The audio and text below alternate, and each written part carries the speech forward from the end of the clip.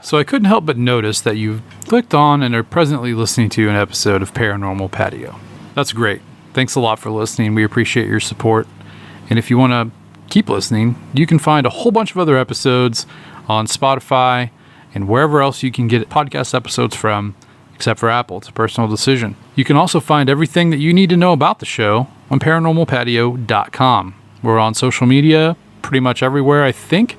Just search for Paranormal Patio, and if we're on there, you'll find it. Also, we do have a Patreon, so head on over to patreon.com/beyondthepatio. You can get early access to episodes, tons of bonus content, monthly live streams, all kinds of good stuff. Thanks for listening, and we hope to have you back for the next one and all the other ones. Stay tuned. Welcome back to Paranormal Patio. As always, I'm Jason, joined again tonight for Hair Raising Horror Week by my good friend Adam Talla. Say hi to the fine folks, Adam. Hi there, y'all look so fine right now. So fine.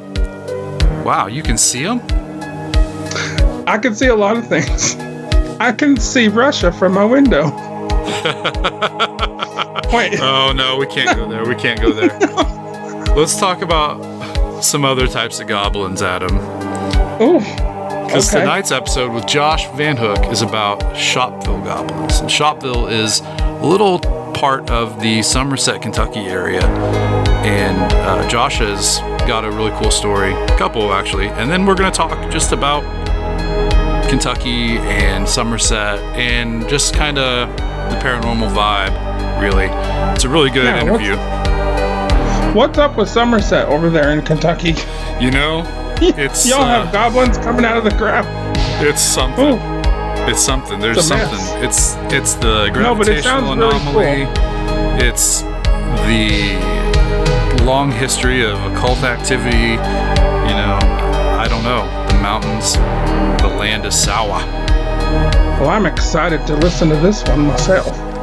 And with the new tradition of Hair Raising Horror Week this year, I have another life pro tip for you. Are you ready for this? Ooh, this should be good. Okay. So, let's say you're wanting some really realistic blood for a Halloween costume. I got a tip for that. Just don't floss until Halloween. And then you collect all of your gum blood. And that is real blood for your Halloween costume. Oh, wow. You went there, huh? You know, I'm going to let you have that one. I'll let you go ahead and you tell us how it went, and I will be there in spirit with you, Jason. That sounds excellent. What a great idea. As a special treat, I will give you a second and related life pro tip. Okay. If, while flossing your unflossed teeth to collect your blood for your Halloween costume, you manage to stain your carpet, what do you do? I don't know. Do you go out and buy a carpet cleaning machine or all these terrible chemicals or... Heavens no. All that good old-fashioned elbow grease? No one wants to do that. Do us all a favor. All you have to do, stain the rest of the carpet with blood. And no one will know. It's got very dark. This just got real dark, Jason. I'm going to have to post your Instagram photos. Let's see how this one turns out. We should probably not. I had nothing to do with it. You know what I'm saying? If I don't want to be indicted for anything. Y'all stain your own carpets your own way.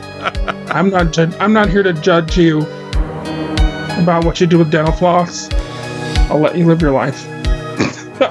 I'm gonna let that one go just like that. I liked it. No. Yep. That was terrifying. Sorry. Now I have to floss. Oh. You should know that this episode does contain adult language, so if you have children in the room, or maybe you're listening at work, or in the parking lot of your local CVS, and you have some speakers going, maybe now is not the best time. Maybe you should wait until you get home and you can put on some headphones. All right, enjoy the episode. I'm Krista Coburn from Haunted Mitten, and you're listening to Hair Raising Horror Week. I'm Sarah. And I'm AJ. And you're listening to Paranormal Patio's Hair Raising Horror Week. I'm Josh VanHook, and you're listening to Hair Raising Horror Week. I'm Geraldine Stitt, and you're listening to Hair Raising Horror Week. Hi, this is Jill Shelley, owner of the Haunted Boyd House, and you're listening to Hair Raising Horror Week.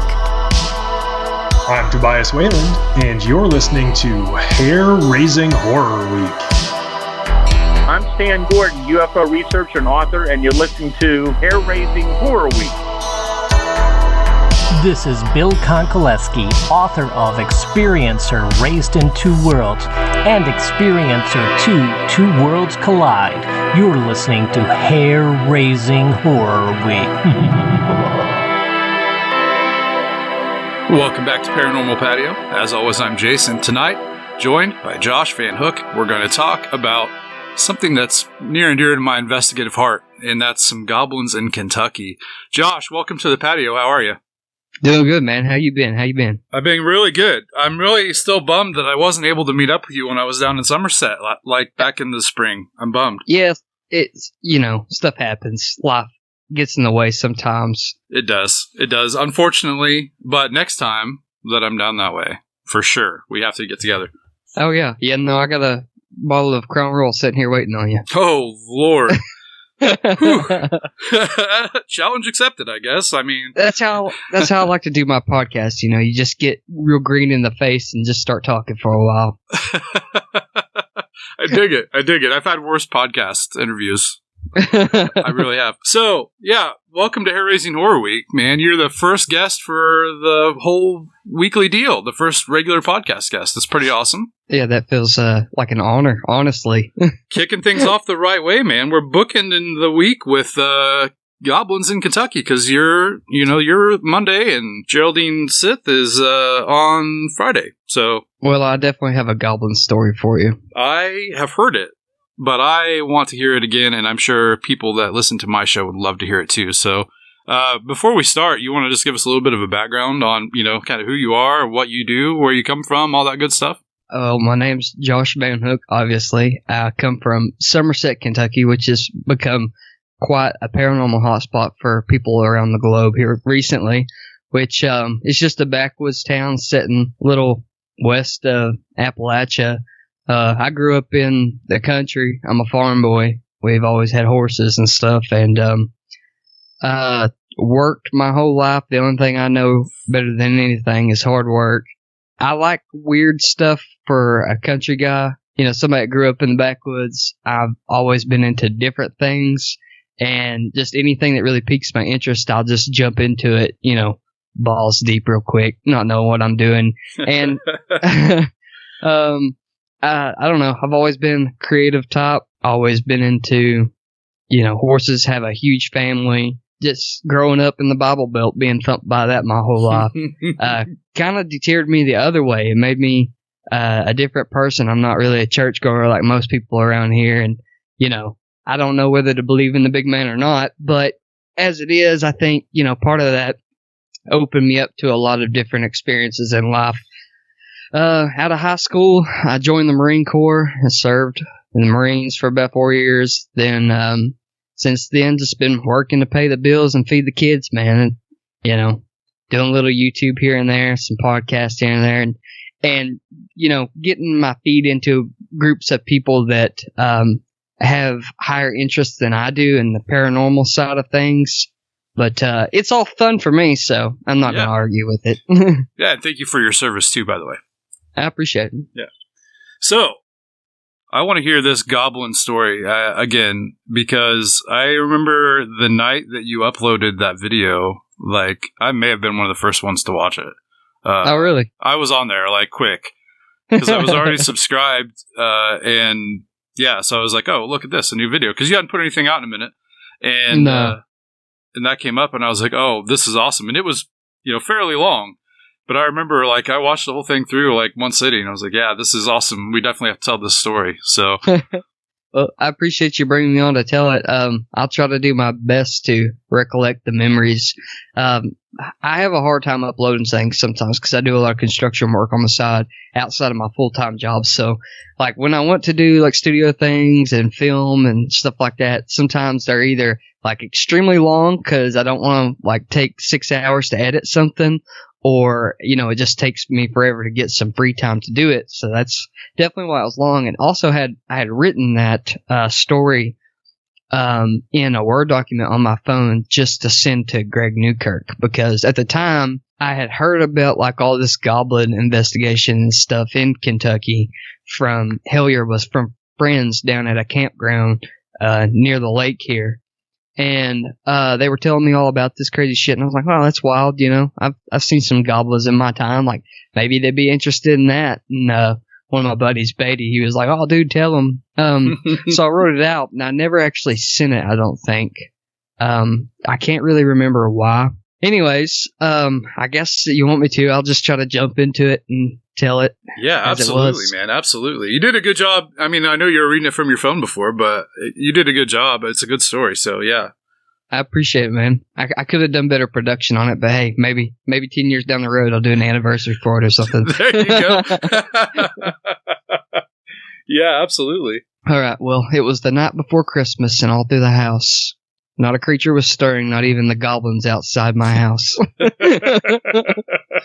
No, I guess I'll kind of tell this in a backwards way, something that'll help me remember better. So I think it was like 2019 or something was when all that Hellier stuff started getting really big.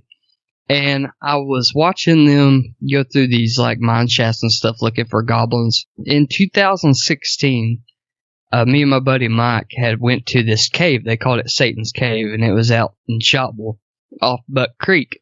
We had gone in there quite a few times before, like during high school and like right after high school, we was all just drinking, hanging out, doing, stuff you do in a podunk town full of rednecks. You just have bonfires and you get drunk. It's like really, they're all there is to do for kids unless you're into drugs, and I was never really into drugs.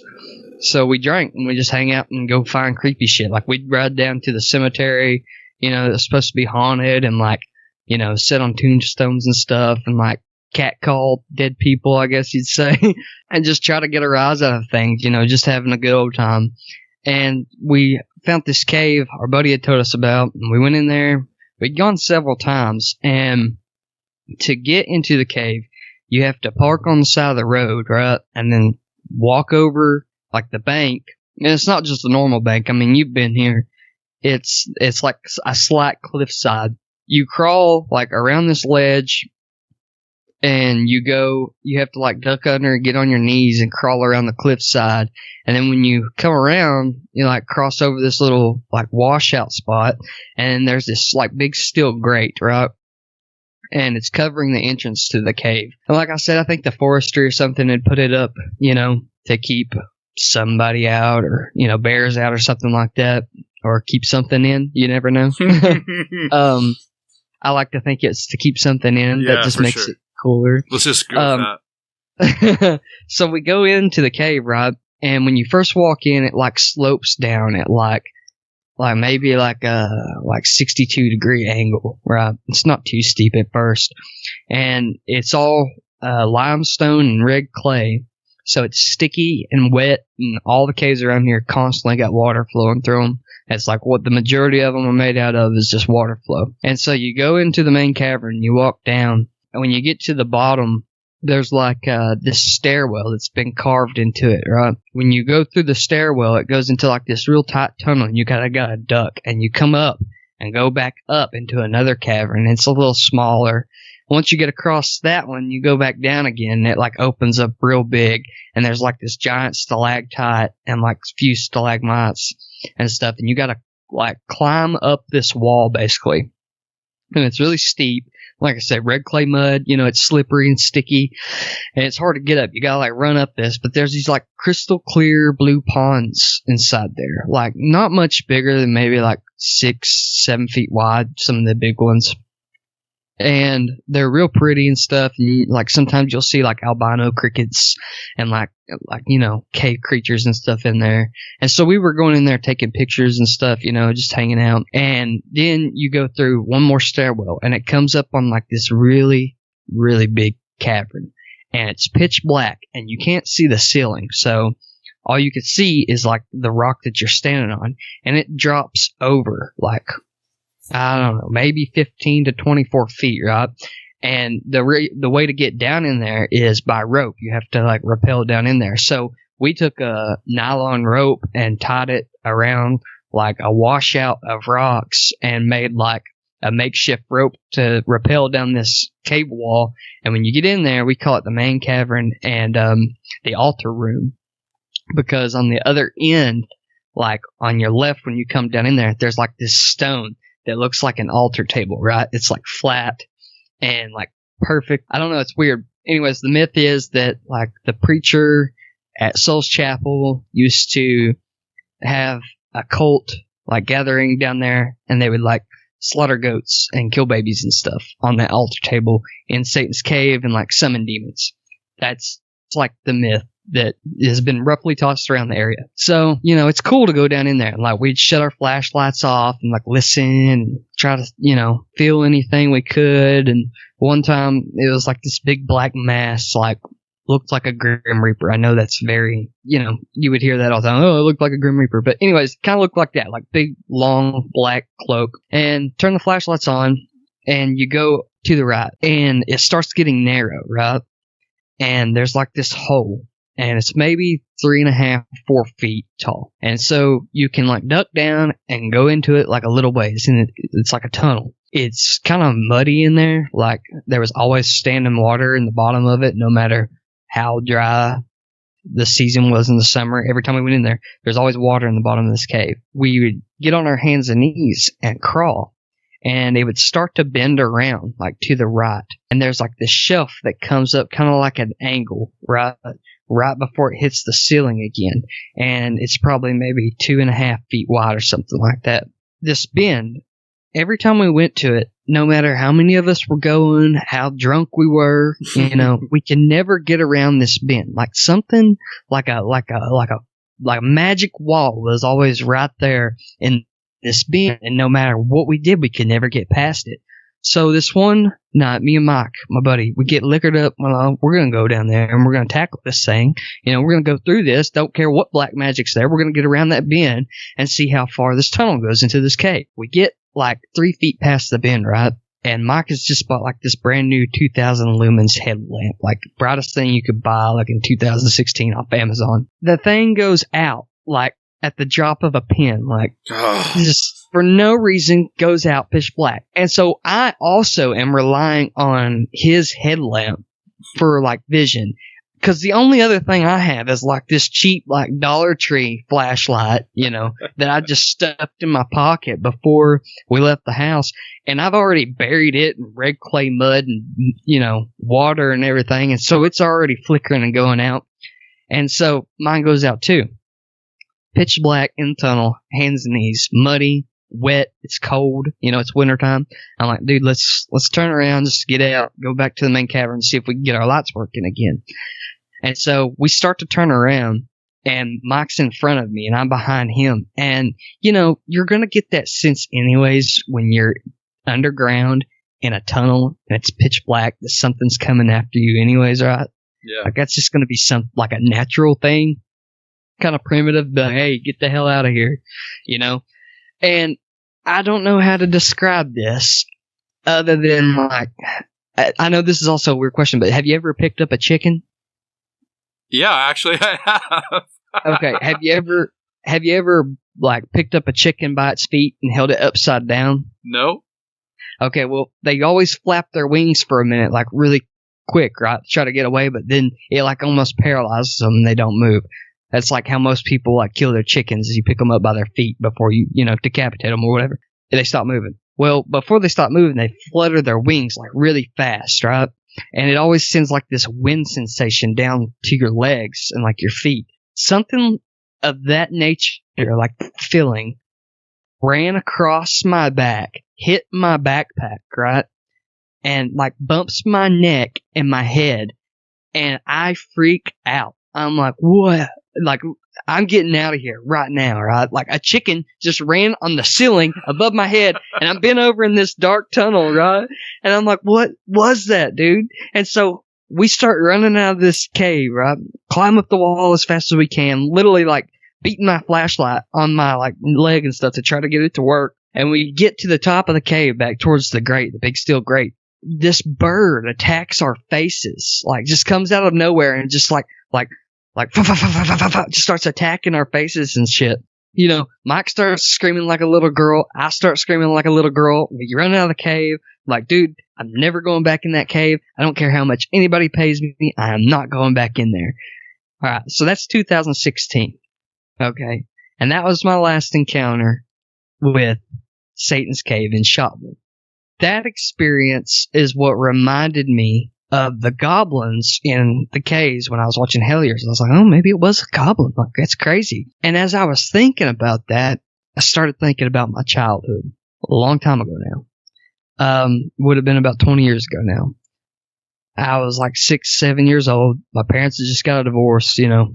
My mom was moving around a lot, and I wasn't like allowed to see my dad for like a year. My dad's great, man. Anybody knows that, you know, knows me, knows that. Nothing to do with that. It was just like a custody battle thing. You know, wasn't really allowed to be around him. And so my mom moves out to this house in Shopville. It's like this old farmhouse, you know, 1920s model, old white house with lead paint on the outside. Oh, yeah. And it's real small and it's got an upstairs in it. And when we first move in, she puts my bed upstairs. And for some reason, man, there was always like dead ladybugs in the windowsill and stuff, like thousands and thousands of dead ladybugs in the windowsill upstairs. And it had the, you know, sloped roof and everything, like the pitch ceilings and stuff upstairs, and like barely any headspace unless you're standing in the center of the room. Beside the house, there's like a gravel driveway, right? An old antenna that like goes above the house for TV. Then it drops off a little bank and goes down into a field. And there's a barn off to the right of the house if you're inside of it. I started getting scared upstairs, like, you know, 6, 7 years old, sleeping upstairs in a creepy house I wasn't used to. Any kid's going to get, you know, kind of creeped out by that. And so I started sleeping on the couch in the living room like every night. And my mom was like, well, let's just, you know, move your bed downstairs and you can, there's like an old dining room with a door on each side. One that went like to a little hallway. And then the other one that went into the living room. So they moved my bed down there. When they did, I start having like these extreme nightmares. I would have this nightmare like where the cellar door was in that room. So it went down to like a dirt floor. And there was just like a little like small door in the corner of the room. And I would have these dreams that door would come open. And like this like, I don't know how to explain it. This like raisin man would come out. Right, it looked like a raisin. And he had like, you know, spit shine shoes on and like a walking cane, like a barbershop quartet hat, and like shutter shades from the 80s on. And he would like take his shades off, and his eyes would be like bloodshot yellow with red veins in them.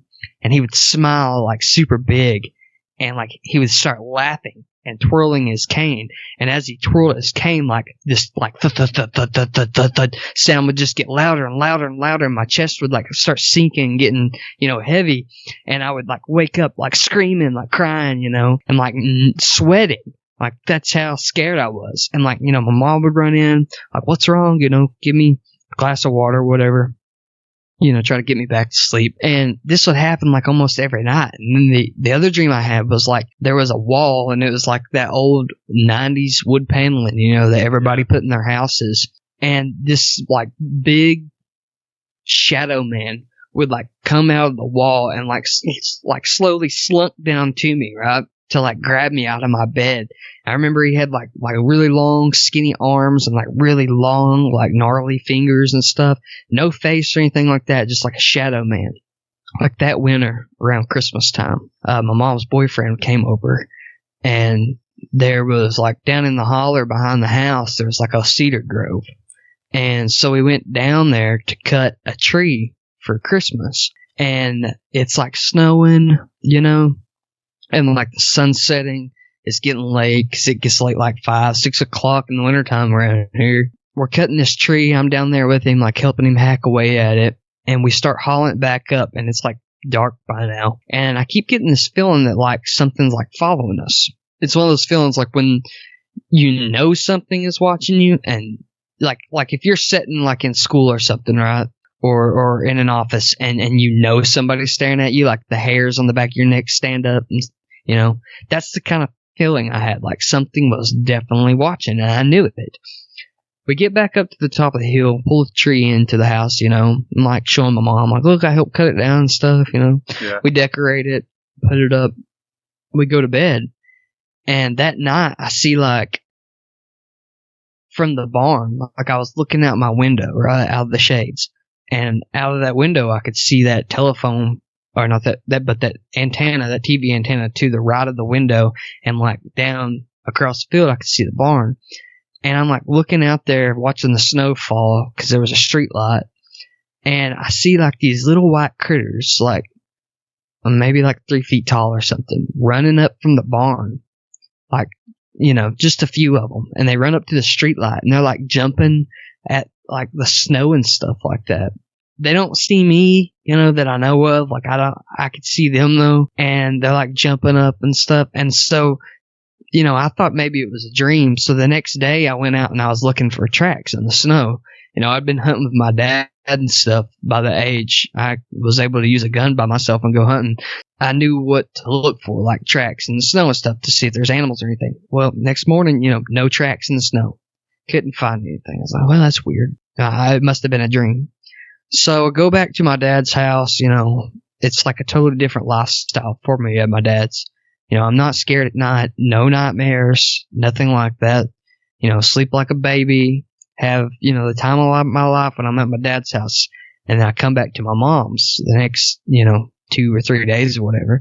And like instantly, almost every night, these nightmares start again, where I see these little critters run up from the barn, and they're like jumping at the streetlight and stuff. And this goes on for like a year, right? And I remember them jumping at like moths and stuff under that streetlight at nighttime. And they're like small and white and had like kind of big ears and like kind of like an oval shaped egg heads with like big open mouths. And they had like little eyes, no noses, and they had like little bodies. Their hands had like little, like longer claws, like their fingers are kind of long, you know. Like just kind of sharp fingernails that were almost solid, you know, about 2-3 inches long or something like that. And they had little feet. And I would see them all the time. You know, they kept getting closer and closer to the window. And eventually they start like coming up and like pecking on the window and stuff with like their little claws, like ding, ding, ding, ding, you know. And they were climbing the TV or I keep saying TV, whatever, that antenna pole. Yeah. I guess it would be a TV. I don't know. Losing myself. Probably. Anyways, they start climbing that antenna pole and like pecking on my windowsill. And so I get scared, like dunk down, you know, pull the covers over my head like, oh shit, they see me? Like, I hope they didn't see me, you know? And this happens for a while. I always thought like they wanted me to like come out and play. Like they were really happy looking creatures. Like, or they was going to shred me apart and eat me. I didn't know. You know, I didn't want to play with them either way. So that's kind of like the short story of, you know, the goblins that I seen when I was a kid.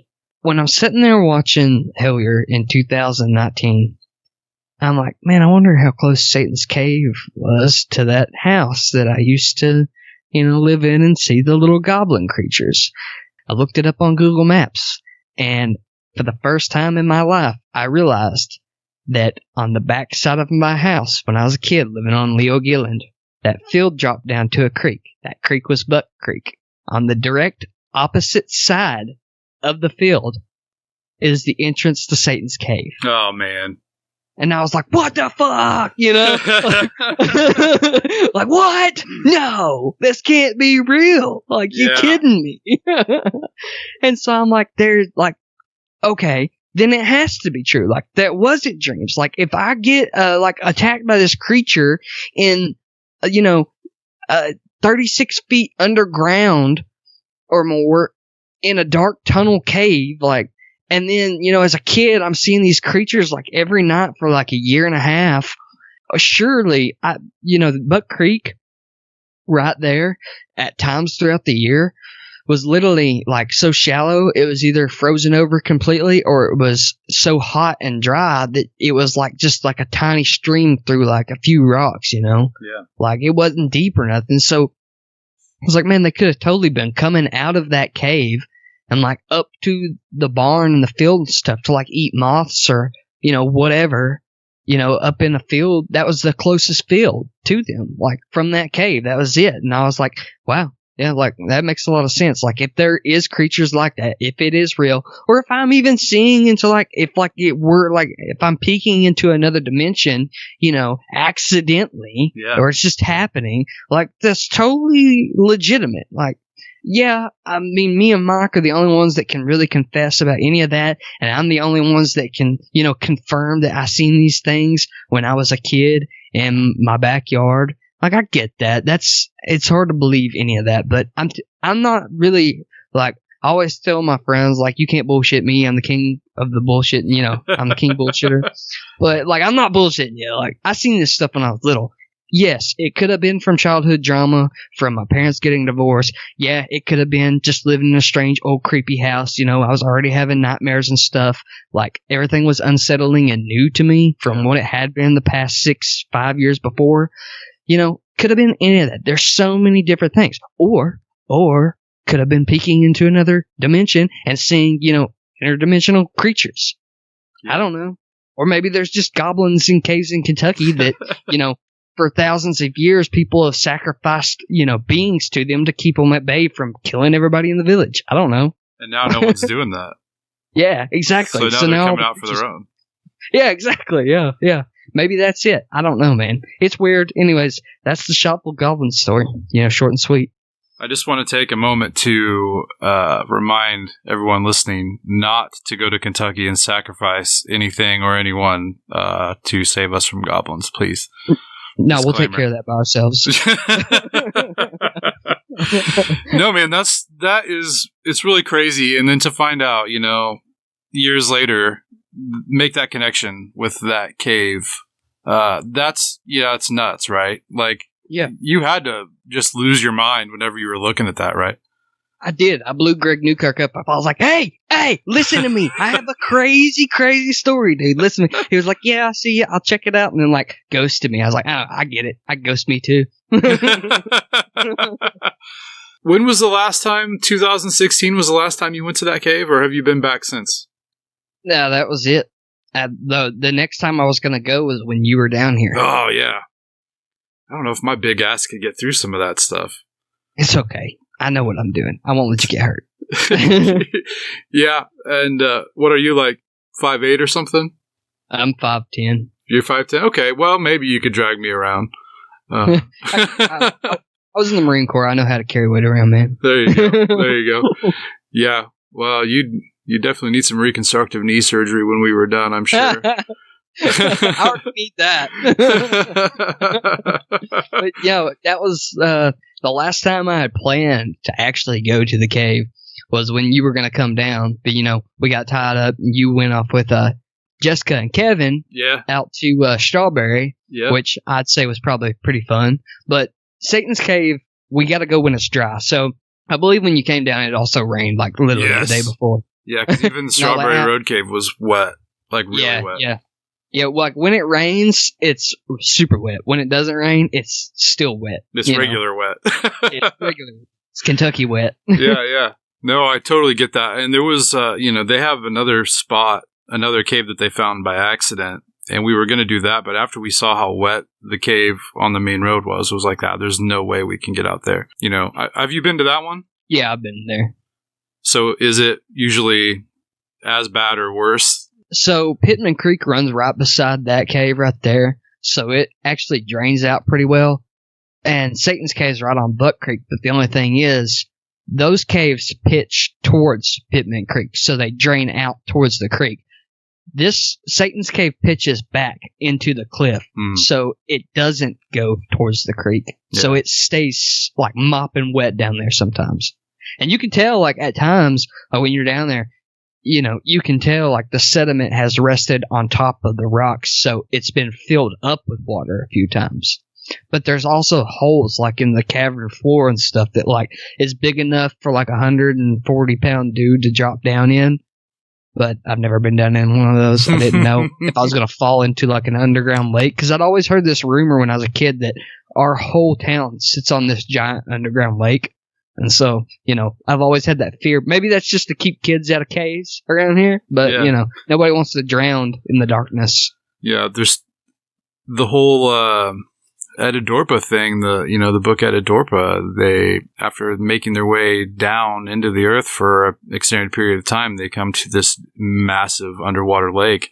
And that's kind of weird that you would say that. As heavily invested into the Edidorpa story as I am, it definitely struck a chord as soon as you said underground lake. Well, what's weird to me is like every time I thought about it when I was a kid, it brings back this memory when I was like 4 or 5 years old. It was wintertime, and the neighbor had called my dad because one of his calves fell into a sinkhole in the middle of the night, and he didn't want to lose it because it's a bull calf, could make good money off a bull calf.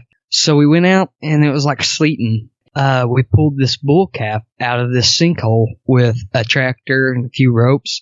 And I remember I was like standing on the back of this flatbed truck with this other kid, and he bit me that night. That's all I remember from that. But I remember like a couple of days later, me and my dad went back, and that sinkhole had opened up, and there was literally like a creek running under it. Wow. So ever since I've been little, I've always had that in my mind of like, we're all on top of a giant like underground lake. And like eventually one day when Kentucky has earthquakes again, this whole region is just going to fall into the earth. It could, man. It could. You could probably get some answers that way if you survive. We might be able to find out what's going on under there. Right? Unless there's like dinosaurs down there, I don't want to survive it. I don't think. So I guess I do have another question about the Satan's Cave. Yeah. How did you come to find out like about it and where it was and all this stuff as like when you were a kid? Well, I didn't know, too much of it when I was a kid, but in my teenage years, my buddy Casey, he's in the Army now, he lived on Short Creek Road. Short Creek is the coldest and shortest creek in the world, and it comes out of a hill and goes into a hill. Like, that's how the creek runs. He lived right beside it, and, every kid out here, they're like, back then, the only thing to do was like play your PS1 a little bit and then go outside and ride your bike. So he had known about it for a while. Had like recently found it like around 2012 or so, and had started like adventuring into it by himself. And then he just started telling us about it. I'm like, let's go check out this cave, dude. So I'm like, hey, yeah, let's go, man. Wow. That's how I came about the cave. And then he had like talked to like a couple of people around there that had gave him like the rumors of the cult and stuff. And then, just asking around about it and hearing other stories about caves in Shopville, man. Like everybody's like, oh yeah, dude, there's like some cult shit going on down there. Yeah. Yeah, there's a lot of stories for sure. I mean, this is the problem though. You're in Appalachia, there's going to be stories. Oh, sure. Like, that's what this area is made up of. Like, most of our history comes from, like, folklore and, like, mountain tales, Yeah. I've said this before. I don't know if I've said it on the show or not, but when I went down to Somerset, I don't know exactly what I was expecting. I kind of expected, like, a line of, like, robed cultists to be standing across the road upon my arrival to kidnap me and knife me and leave me for dead, and I roll up. Yeah. I roll up to, on 27 and, like, it's just this town, but I already know all these stories about it. I've seen all these, pictures, and I've talked to people from there that have had all this weird stuff happen. And it's so normal on the surface and so incredibly bizarre beyond that because there's so much weird shit down there. But I love it. I miss it and I want to go back. Everybody always does, man. Anybody that visits here always wants to come back. It's the weirdest shit. Like 90% of the tourists here they have Buckeye plates, right? And they're all older women and gentlemen. And when they retire, they buy a lake house and they live here till they die. It's the weirdest shit, but it happens all the time. And I think, part of that, you expecting cultists and rogues ready to stab you and roll you into a sinkhole is because of Nathan and how he represented us. But that's okay, too. On the other side of what you said, you watched my interview with Mr. King. Yeah. And he said that that's part of it. Like Somerset is normal and it's natural, but it's also like highly heavenly, but it's also extremely, swelled into evil energy. I never felt any negative or malevolent energy when I was there. And I don't recall really feeling any more positively charged than I would normally, outside of, meeting people that I was looking forward to meeting and seeing things. I was excited about that, but I didn't really feel like my mood was affected. I slept the same. I felt What about the when you same was in the health. woods? We did some stuff. Kevin and Jessica and myself, we took our shoes off and, sat there and kind of grounded for a while. And we did a little meditation. And I don't normally visualize things without trying to visualize things. But I remember that while I was meditating, I saw this owl with these big red eyes. And I wondered if that's just like ingrained in my subconscious because like the owls and the big red eyes, and I'm so fascinated with Mothman, and I'm so close to Point Pleasant, yeah. Yeah, and the mystery of, the whole Appalachian area. So I don't know if that came from that, if it came from, something outside of my subconscious. I don't know. But even sitting up there in a place that I think there's definitely something. There's definitely, I can't talk about too much without giving away too much from what I filmed because it's still not out.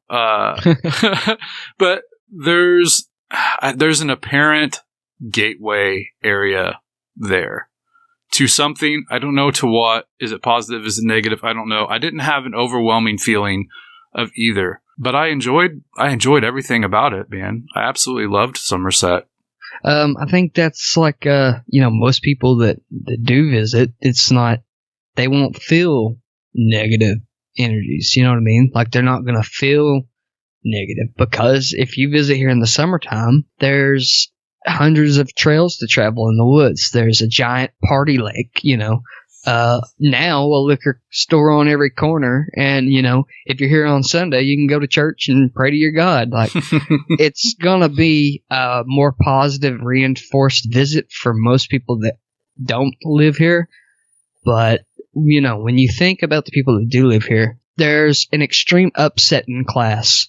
There's extremely rich people that live here. And then there's people just trying to survive. And then there's people that are very impoverished that live here. Yeah. And, you're not going to get that if you're visiting here. You know what I mean? Sure. You're going to see Jarfly and the fountain downtown and, some caves and hollers out towards the Daniel Boone National Forest. And you might go tubing on the lake and, see a set of titties. It's going to be a positive reinforced thing. You know what I mean? Yeah. But if you do visit here and you stay here for a while, you'll start seeing that, okay, this is a small town. Most everybody knows everybody. I know where you live, I know your kids and what school they go to. I know who your grandpa was. He worked at that place with my grandpa, they raised a tobacco farm together. It's a small town. Small towns come with their charms, definitely, I think, especially in the South. I believe that we're, very polite down here to our guests. Even if we don't like them, we'll just tell them we're going to pray for them. But yeah, there's also a bunch of weird shit that went on here in the 80s, man. Oh yeah. With the sheriff and stuff and, the people that ran this place. It's not just a big mystery for a podcast kind of thing. This shit happened to us as people, residents. Sure. This is the VanHooks. My last name has been here since the 1800s. I did my genealogy recently and everything, and me and my wife traced down some of my ancestors, and I found out that one of my my fifth or sixth times great grandfather was Lieutenant Samuel VanHook, and he traveled through the Cumberland Gap with Daniel Boone on his second pass. Okay, his son Benjamin VanHook was one of the first ones to settle into this area. So we've been here since right after the end of the 1700s. And there's a few other names like that have been here since the beginning of this town. Yeah. And when you have like Nathan talked about in the Penny Roll podcast, when you have a town that's setting between Knoxville and Cincinnati on a river, like that's a train station stop with a decent hotel and a bank, you're going to have people that are rolling through with money and power controlling the Appalachian populace. Like the simple men that live around here and are just trying to, grow corn and survive. Like you're going to have people that manipulate them, and that's going to last. It's not going to go away. When you create an evil like that, when you have like bad people like that know they can get away with shit in the woods, they're going to stay. Like, oh yeah, like and they moths have to a stayed. flame, man. Exactly, and I think that's an underlying thing that all of us as locals have always talked about. It's like, we know their names. Don't say them out loud.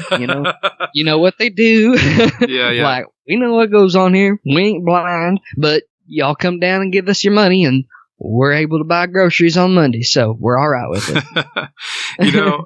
It's funny. Every time that one of you guys mentions that Somerset's just a small town, I am sitting in a village of, on a good day, we have 100 people here.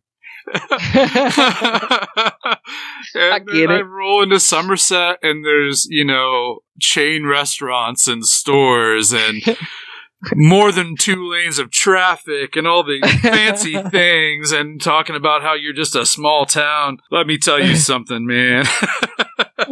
You're seeing the touristy side. 27 is like for all the Buckeyes to travel up and down during the car show, Oh, yeah. I see the same dude at Walmart every time I go to fucking Walmart, man. I'm not even joking. So do I. It might even be the same guy. I don't know. I went to your Walmart. Like, whenever I left for my trip, I forgot several things. What rednecks look like? No, I know all too well. So, I may be from corn country north, but corn country's corn country.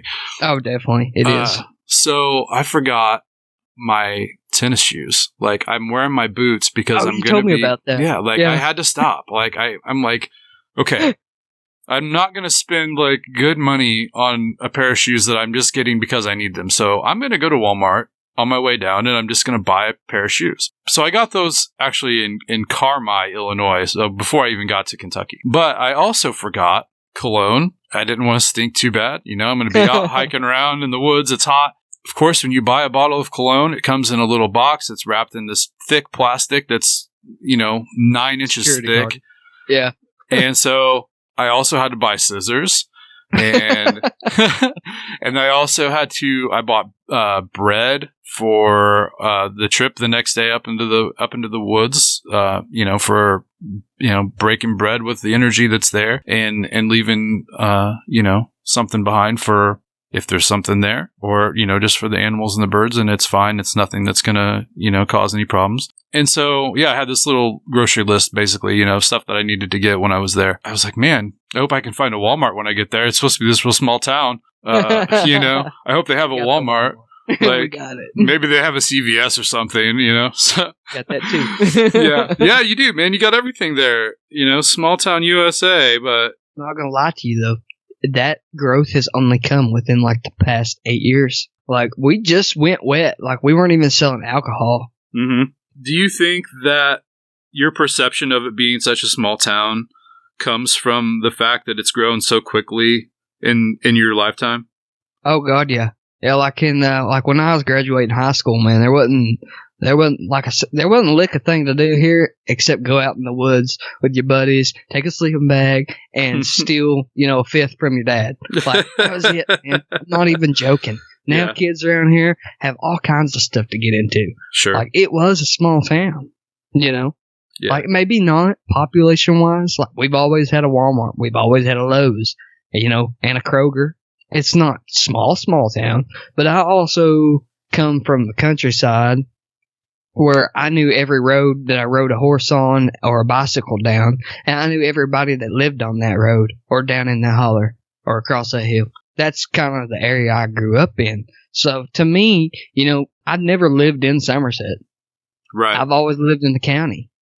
Like, I've never, I've stayed with friends in Somerset, but I've never lived in Somerset. I've lived around the county. And I know everybody from Nancy to Eubank to Science Hill, to Burnside to Shopville to Mount Victory. Like, I know all those families, you know? Yeah. Like, it's a small town. That's how I perceive it.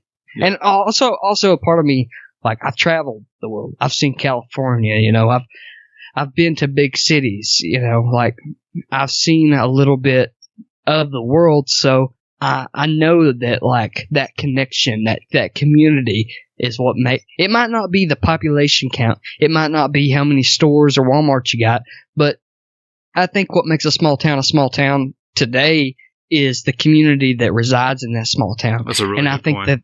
I think the community that resides in Somerset is a very strong connected community.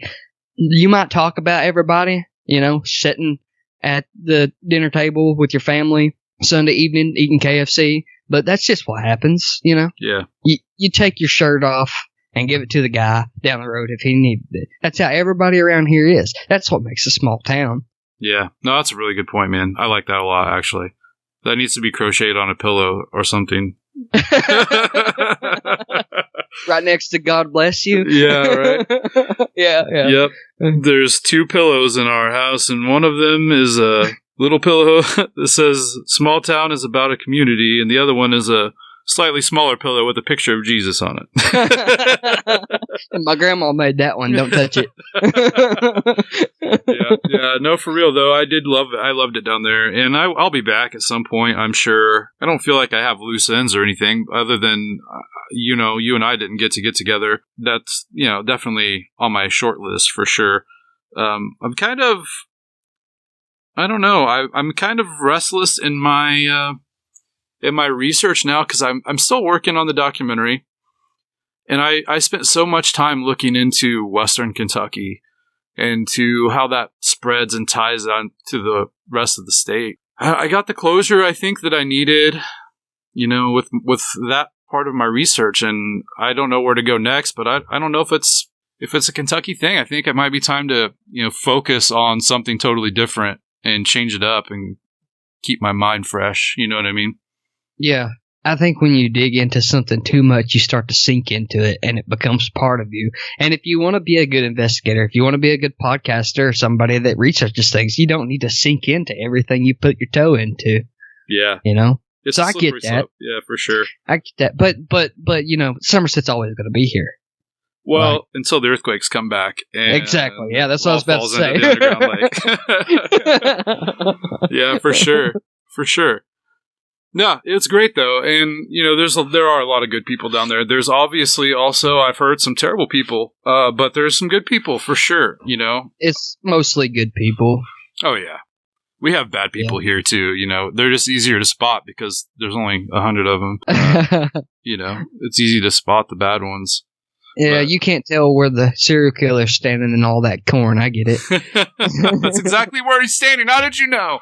Wait a minute. He's always standing there. We're all standing in that corn. Yeah. That's how you know. No, I think people should keep looking into it though. You know, maybe not you, maybe not the people that have, you know, the past couple of years, but I think it is something to investigate, because not only Somerset, not only Kentucky, but this the mountain range, the folklore itself is so mystic, man. Oh yeah.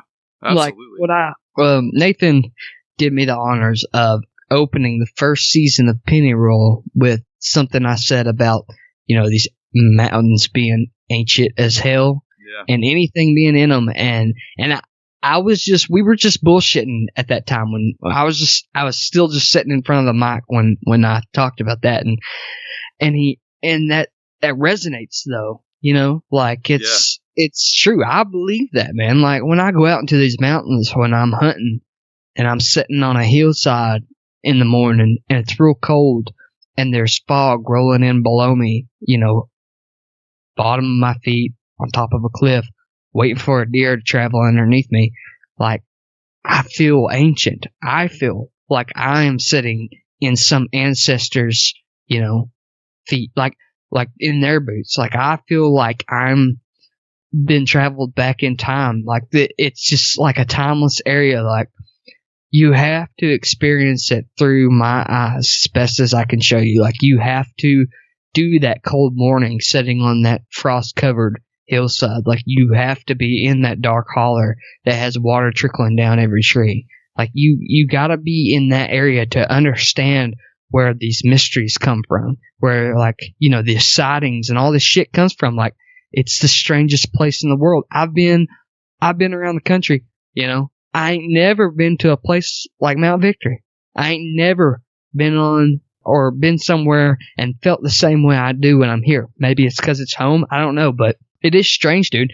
And I think it's worth investigating. Like, I try to do as much as I can, but like I said, I got 3 mouths to feed, so I'm constantly busy. But it's always going to be an interest to me to look east into the mountains. And it's always going to be an interest to me to look out into space. Like, I'm just different than most people around here. And I think to me, it's comforting to know that other people are looking at the same things at the same time as I am. Yeah. Like, that's what's cool. And we can find people like each other and like groups like we have to where we can talk about these things openly and nobody's going to judge us. Like, nobody's going to talk about, he's a fucking weirdo, man. You hear what he's talking about? Like, nobody's going to say that stuff in like the groups that we're in. And that's one part I love about it, and the investigation of it. Now, on the other hand, I ain't never really been into paranormal things. Like, I've believed in ghosts. I've seen some. But that's as far as it went. Like, I've been to Waverly Hills Sanatorium and seen shadow people, I've had some weird shit happen to me in some houses when I was younger, but, like, I've never been into it. I've never investigated. Like, some people that watch my stuff and talk, like, comment on my things, like, their knowledge of the paranormal universe is above mine. And I feel like an imposter syndrome when I'm talking to them or talking about it, but I'm just trying to report what I'm seeing through my eyes from my own knowledge, Yeah. Yeah, I get that. It's easy to feel that way. And what makes me interesting at the moment is the fact that I am in Somerset, Kentucky. I'm reporting from the place of strange. Yeah. Yeah, for sure. There's the work that you guys are doing down there collectively. It has caught enough attention that I worry sometimes about it being kind of spoiled by people like me coming in, for a day or two and, getting their toes wet and then leaving, and people who, come from wherever, hundreds of miles away with a theory that they're trying to impose on it, or, someone heard a story one time, and I worry about it for those of you that are there, that, it's maybe that we're going to taint it, and I don't want to do that. And I feel awful, if we came down there and just screwed it all up. You know what I mean? Because it's your guys' home. It's where you guys are every day, and I strongly believe that you can find mystery anywhere. So if you can find it where you live, you don't have to go to Somerset, Kentucky and find it. Although I will tell you, I think whatever is there is definitely not likely to be the same thing that you're going to find at your home. It's a special place for sure. But I do worry. I worry that too many people know now what people from, your family and you've known all this stuff for, your whole lives, from multiple lifetimes. I hate to think of it not being there for you. I mean, I respect that, but in all honesty, as much goes on here, I think that now is the time to put your hands on the sharing stick. Like, if you're going to look into it, if you're going to grab a piece of whatever is going on down here, now's the time to do it, because everything's distracted. Like, the whole world is distracted right now, including small town Kentucky. Like, the whole world is distracted. Like, there is an immense amount of plague going on throughout the world, right?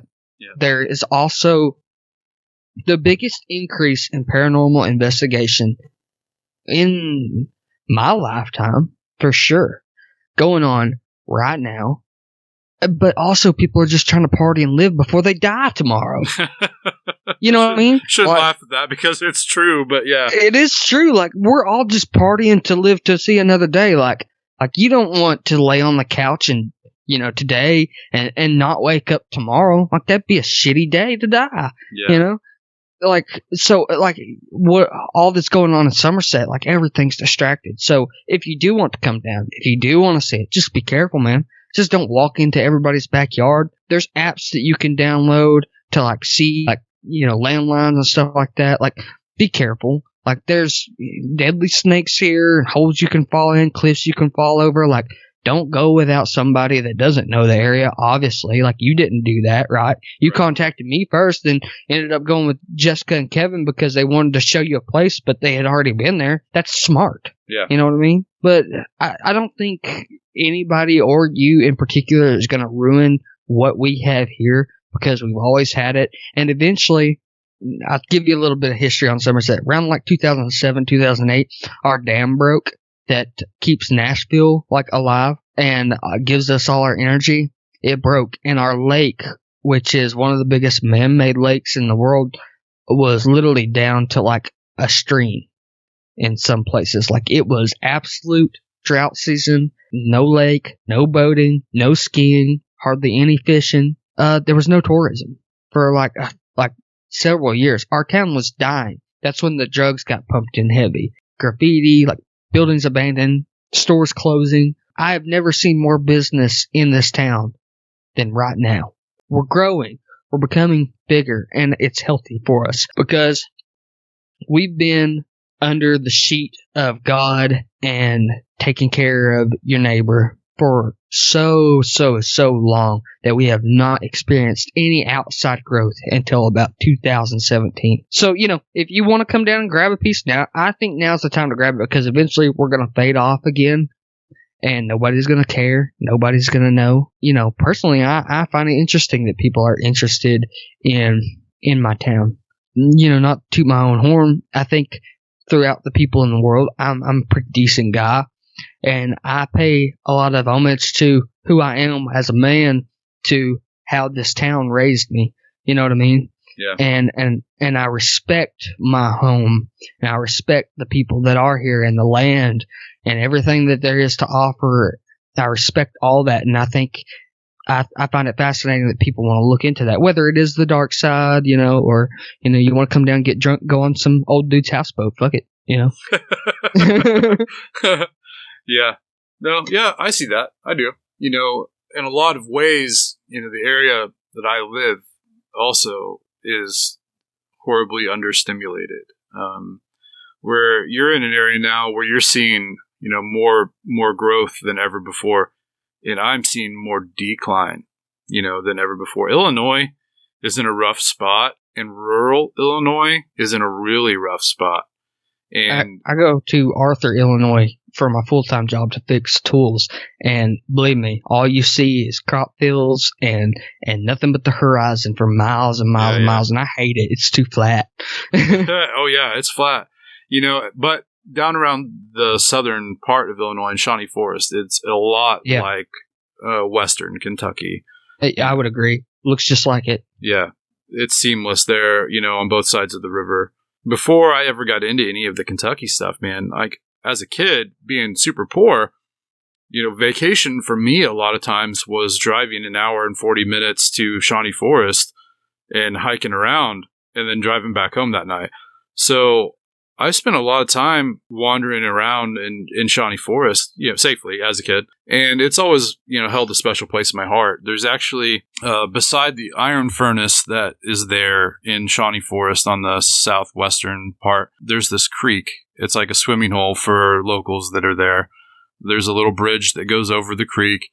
It's dug out really deep under the bridge by about 25 feet out, I would say. And there's like swinging ropes and all this stuff.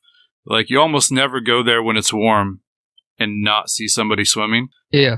So I think I was in high school or just out of high school when I found that creek, and I was like, oh man, like I'm going in. Like, it's clear, it's beautiful, it's a hot day. I fell in love. Like, that creek, if I could pick one place like to spend every day for my life, like, live in some sort of fairy tale world, like, it would be that creek for sure. It's probably sewer water or something. It's all that manure runoff from Illinois. Yeah. Well, maybe it makes it down to the forest. I'm sure the forest absorbs a lot of that, right? I'm going to tell myself that. You got to look for the fungi to know. We don't get a lot of the fungi of the cow patty variety up here because of the cold winter. It can't survive. But so that little bit that you spent, in the Shawnee Forest, like, is that what interested you in like a stranger world? I've been asked this before, and I think I've always had a fascination with paranormal stuff. Growing up, I'm a member of what I call the Ghostbuster generation. Like, yeah, the cartoon was hitting real hard when I was watching cartoons, and it was genuinely like scary, especially for a young kid. And the movies, were great, and they still hold up. And I'm actually really excited about the new one that's coming out here in a couple months. But that whole thing was like it was a break-in for me. And of course, like, I remember for Christmas getting like the proton pack toy, and busting ghosts and stuff, and and that was a big part of my life. And I never really lost that sense of like paranormal adventure, I guess. It changed the older I got, And then there are parts of my life where it really waned out, and then it would come back with something else. And presently, the wave that I'm riding, like a lot of people, was whenever I watched Hellier, I was like, man, I'm really back into all things paranormal again. Like, it changed my entire life. Just, I don't, like, not in a cheesy way, but because of it, like, I do this podcast, and I've talked to all these other people related and non-related to Hellier. And, here I'm sitting in a podcast studio. Like, I've got a bookshelf behind me full of all these crazy books about just wacky shit that no one would ever believe, and like, I've got an altar table back there with incense and candles, and like, here I am talking to you about goblins in Kentucky. Like, 5-6 years ago, this was non-existent. I was just living my life, like everybody else around here, trying to pay bills and, raise a family. And I still do all of that too. But, right. I have this whole sense of something to do now, in my spare time. And I love it. And I hope this wave goes for a while before it, fizzles out. I don't think it's going to fizzle out, for any of us. Like, for me, my sense of paranormal wonder has always come from, strangely, my dad and my Aunt Connie. So when I was younger, I would go out to Nancy and spend the night with my aunt. And she lived in a single wide trailer on a tobacco farm. And, I'd help my Uncle Brian with tobacco. But at nighttime, I'd go in and take a bath and go into the living room. And every night she would put Scooby-Doo on for me. Mm. And she was always into ghost stories and like ghost hunting. And she did a ton of it. I mean, she's done an absolute ton of it. We actually have planned to go to the hotel that they filmed The Shining in. Yeah. Like, here soon. And, she's always, the only one out of my family been into the paranormal and always investigated it. And I've gone ghost hunting with her and stuff. And when I was younger, it was just something to do, like, it was fun. That was the fun part of it for the paranormal investigation. Like, for me, like, that was the fun side of it, was going ghost hunting with my aunt. But my dad grew up dirt ass poor. Like, my grandparents, when they were alive, never got divorced, but they would threaten each other with pistols. Like, loved each other in a completely different way. But my dad grew up in a house like that with 8 other kids and being the youngest one. So he had a crazy life. He got hit on a pony by a car on Cotter Avenue and was in a coma for like 6 months. Holy shit. Yeah. And, he's been beaten in the head with concrete because he was a hellraiser when he was younger. But he would tell me when he was living out in White Lily, which is an area where I grew up for a long part of my life, that him and his dad, my grandpa, built a house across from White Lily Cemetery. My dad would go out, and there was this little building in the middle of the cemetery, and he would sleep in that little building just to get away from my grandpa. And he'd tell me about seeing glowing eyes in the middle of the night in the middle of the cemetery, or like little lights floating around. Or he would tell me, like, stuff he's seen when he was growing up as a kid in like these strange places. Even when I was younger and he was an adult, we lived in this house in Shopville, and he would be like, yeah, I see this little boy at the end of the hallway every night. I don't know who he is, but I see him all the time. Like, my dad would never tell this shit to anybody else but me for some reason. And he would, he told me once that he thought he'd seen a werewolf on Cotter Avenue downtown, you know, when he was real young. You know, just strange stuff. So my two introductions into the paranormal world were, one was go out and have fun with my Aunt Connie, and the other one was, you know, we'd be out camping, like riding horses at some campsite out in the woods, and my dad just telling me these stories around campfires. So I have an interest in it, always had an interest in it. Part of that connects me to my aunt, and, you know, a bigger part of it connects me to, like, my dad. The stuff I do see, I never go looking for anymore. You know what I mean? Yeah. Like, it just comes knocking at my door. Like, the things I do encounter, they find me versus me trying to go find them. And I had, like, my dad's always said, yeah, I believe in ghosts, you know. I don't really think that spirits, you know, they ascend or dive down sometimes, like, and, like, stuff like that, you know, sticks around. And, like, my dad, he's always had, like, a really soft heart for children. And he, you know, some of the dead kids and stuff he's seen, like ghostly kids, he's always felt like, well, you know, maybe they're just looking for their mom and dad, or, you know, maybe they're just looking for somebody to love them so they can be comfortable and pass on. Like, that's why they're still here. And that resonates more real to me. Like, that makes more sense to me than, like, some dudes in cloaks were, like, out in the woods, like, summoning spirits. You know what I mean? Yeah. Like, my dad brings more down-to-earth, home-style, like, cornbread-fed feeling to it. And it makes more sense to a simple mind like mine, you know? Like I said, I'm not into it, but I find myself in the middle of it. Like, I got tangled up in Pennyroll because I wanted to tell Nathan about my Goblin experience. Yeah. You know what I mean? Yeah. I don't know. It's weird. It's fun. You know? It's a part of me now. It's a part of, like, my viewers and my subscribers and stuff. Like, that's what they're interested in. And so, you know, it feeds me the desires and the want to seek more.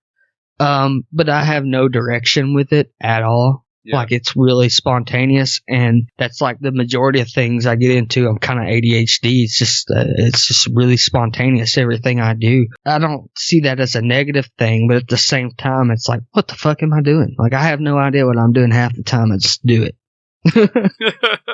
You know, sometimes you just gotta follow the signs as they come, man. Like, we're all talking about uncharted territory, you know.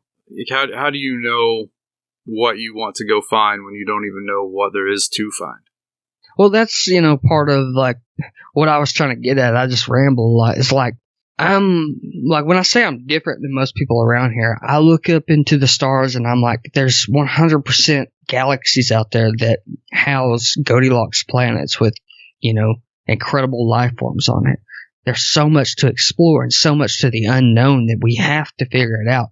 None of that is ever gonna, like, we're not gonna find any big thing like that in my lifetime. But I want to, like, pass on that mystery and that curiosity, like, that comes from the inner child within me to my children so that they can investigate and, like, live on the legacy that, like, hey, don't listen to, like, all the cloudiness and, like, all the smoke and mirrors around you, and always question everything. Always look out to see if there's something else that it might explain something else. You know what I mean? Yeah. And that's what, like, part of me is looking for. Like, I'm super, super big into, like, UFOs and aliens. If it's, like, has anything to do with, like, paranormal, I guess, that's the one thing that interests me more than anything is, like, alien life and you know, like, the discovery and the mystery of that. Like, I can talk about that for hours. Well, we'll have to do that next time we have you on the show, man. We can talk aliens forever, for sure. I will. Be careful with your words. I will. Challenge accepted. Yeah, for real. We kind of need to wrap this one up, I guess, man. Like, I think we're setting a record here for Hair Raising Horror Week. Good. We should. Every year you have to strive to do a longer podcast for this series. Oh yeah, wow. Yeah, that'll work out with the data restrictions I have on my podcast host, I'm sure. I'll be spending a fortune. But no, man, this has been really fun. Thank you so much for coming on, man. I appreciate the invite. Before you go, though, like, let people know where they can find you online and stuff. I mean, you can look up my name, find me on Facebook, Josh VanHook. On Instagram, it's Mr. VanHook. YouTube is Into the Trail Studios. That's where, like, most of my filmography will come out. But if you're into, like, crafting or, like, you know, tabletop gaming or anything, making stuff, I have a channel called Into the Trail Hobby Show. And I've been trying to put more time into both of those. But that's where you'll find my content. And I also have a podcast called Horse Biscuits Podcast. It's on Spotify and a few other places that I can remember. I plan on doing more. Just haven't had the time to recently. Plus with COVID and everything, it's hard to get people to come over and not get sick, you know? Yeah. But anyways, yeah, that's all the places pretty much. Awesome. I'll make sure that those get put into the show notes and on our website so everybody can find them. Man, this is a great way to kick off Hair Raising Horror Week. Thank you. This has been awesome. You're welcome, sir. Thanks for having me on.